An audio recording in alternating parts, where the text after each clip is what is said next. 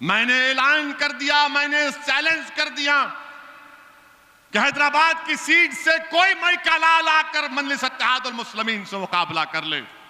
हैदराबाद की सीट, यह हैदराबाद की पार्लियामेंट की सीट असदुद्दीन ओवैसी की नहीं है।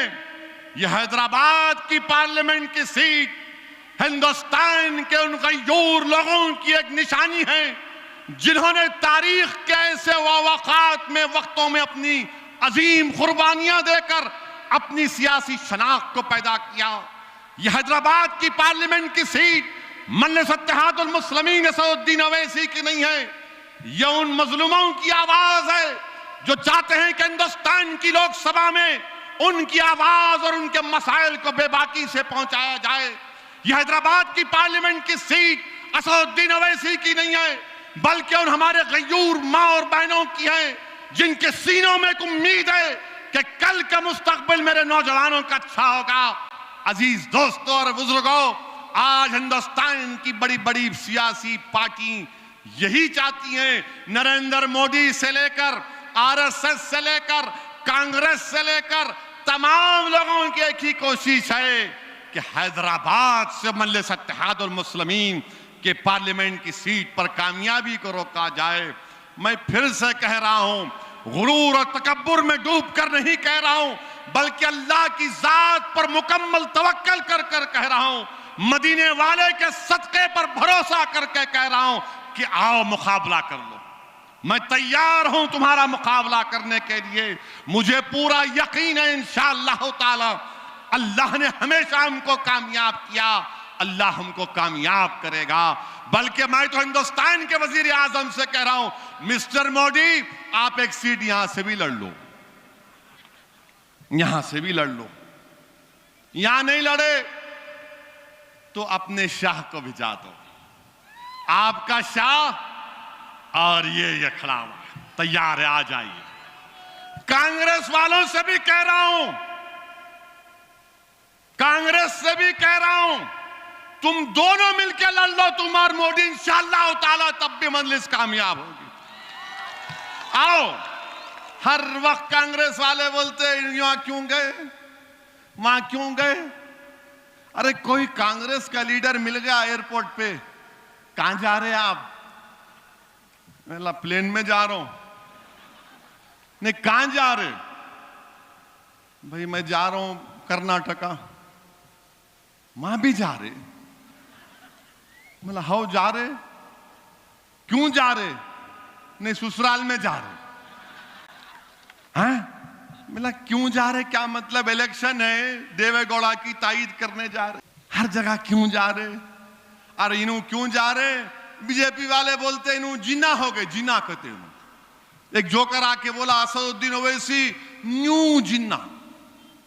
मेरे को अखबार वाले आके दारुसलाम में बोले मैं नहीं बोलता भाई इसके बारे में। नहीं बोलो, जरा बोलो आप। इसने बोला आपको। मिला क्या बोलूं, बच्चा है उन्हें, उसके बाप से मुकाबला करे, इसके बारे में क्या बोलूं। जिन्ना कहते, जिन्ना कई का जिन्ना। अडवाणी जाके जिन्ना की खबर पे तारीफ के कलमात लिख कर आए तो क्या हुआ, अडवाणी को क्या बोलेंगे आप। असदुद्दीन ओवैसी।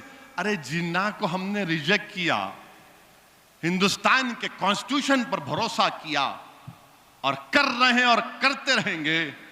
तुम 70 साल के बाद भी हमको जिन्ना से जोड़ते हो। 70 साल के बाद भी तुम हमको जिन्ना से जोड़ते हो। भीड़ की तकरीर हुई, मैंने कहा अपनी पार्टी के उम्मीदवारों को कामयाब करो। तो पूरे टीवी वाले 9 बजे हमारा शुरू हो गए। यानी मेरे ससुराल वालों की इतनी मुझसे मोहब्बत नहीं थी, टीवी वालों को मुझसे मोहब्बत हो गई। ओवैसी बोले, फिर से भड़काऊ भाषण दिए ओवैसी ने। अब मैं भीड़ से सुबह में 450 किलोमीटर का सफर, हम लोग जहीराबाद के पास फजर की नमाज पढ़ के वो संगारेड्डी में जाके थोड़े आमा खरीद लिया अमराई से, आके सो गए। भाई चलो अब उठ के 11 बजे देखे तो क्या फोन ही कर रहा। मतलब क्या है रे भाई, कहीं कर रहा फोन तू। फोन उठाया तो बोले साहब, हमारे मीडिया के दोस्त एक प्रमोद साहब है साहब, वो बहुत लंबा हो गया। मतलब क्या हुआ। बोले चल पड़ा। मला क्या चल पड़ा, आप टीवी नहीं देखे? अरे मला हाजी आजाद 450 किलोमीटर का सफर करके आके आपका फोन उठा दिया। बोले नहीं सर, वो आपकी तकरीर पे पूरा हो गया। बोला क्या हुआ? नहीं हो गया बस। अरे मला क्या पोस्टमार्टम करे तुम लोग फिर से? बोले अब आप बोले ऐसा। मैं बाद में देखा तो रात में हमारे चला 6 बजे एक हो गया, 9 बजे एक हो गया। बोले ओवैसी ने भड़काऊ भाषण दिया फिर से। क्या भड़काऊ भाषण दिए? मैं बोला पार्टी के उम्मीदवार को कामयाब करो, गलत क्या है? मैंने कहा मुसलमानों को सियासत में हिस्सा लो, गलत बात क्या है? हिंदुस्तान के 17 करोड़ मुसलमान अगर सियासत में हिस्सा नहीं लेंगे तो क्या करेंगे फिर? हिंदुस्तान की जमहूरियत कैसे मजबूत होगी? हिंदुस्तान का सेकुलरिज्म कैसे मजबूत होगा? हिंदुस्तान के दस्तूर में कैसे भरोसा पैदा होगा? हिंदुस्तान के मुसलमानों को अगर मैं कह रहा हूं कि सियासत में हिस्सा लो तो यह तो मुल्क के मफाद में, मगर टीवी वाले मित्रों के इशारों पर यह नहीं चाहते कि मुसलमान सियासत में हिस्सा लें। तो क्या करें हम लोग? क्या करें बताओ? जमहूरियत से नाता तोड़ ले हमारा? नहीं हो सकता। मजलिस इत्तेहादुल मुस्लिमीन जब तक जिंदा रहेगी जमहूरियत से अपने रिश्ते को मजबूत करते रहेगी। हिंदुस्तान के दस्तूर में जो हुकूक मुसलमानों के, दलितों के हुकूक देंगे उस हुकूक का मुतालबा करती रहेगी। मजलिस इत्तेहादुल मुस्लिमीन जब तक रहेगी हम अपने हक के लिए लड़ेंगे, जमहूरियत में इलेक्शन में हिस्सा लेंगे, लेते रहेंगे। जीत हार तो अल्लाह के हाथ में। मगर चला दिए, टीवी पर खूब चला।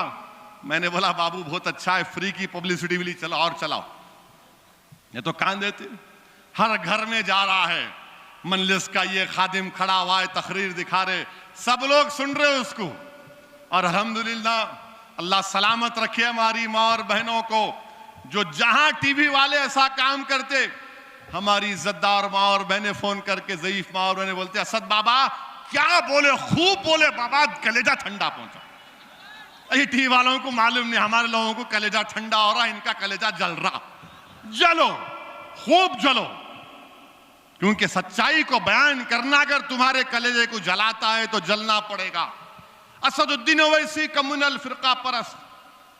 अब मैं पूछना चाह रहा हूं, ओडिशा में एक तारीखी मंदिर है, हिंदुस्तान के सदर जमहूरिया उस मंदिर में गए तो टाइम्स ऑफ इंडिया अखबार की रिपोर्ट है कि हिंदुस्तान के सदर जमहूरिया से बदतमीजी की गई, उनकी बीवी से बदतमीजी की गई। मैं कम्युनल हूं और हिंदुस्तान के सदर जमहूरिया से बदतमीजी की गई, टाइम्स ऑफ इंडिया की रिपोर्ट है।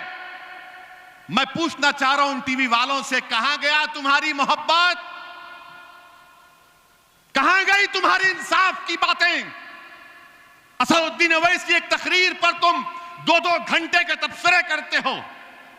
हिंदुस्तान के सदर जमहूरिया दलित हैं, उनको मंदिर में उनसे बदतमीजी की गई तो तुम अपनी जबानों को बंद करके रख लिए। अरे ये तुम जनधारू पॉलिटिक्स कर रहे हो।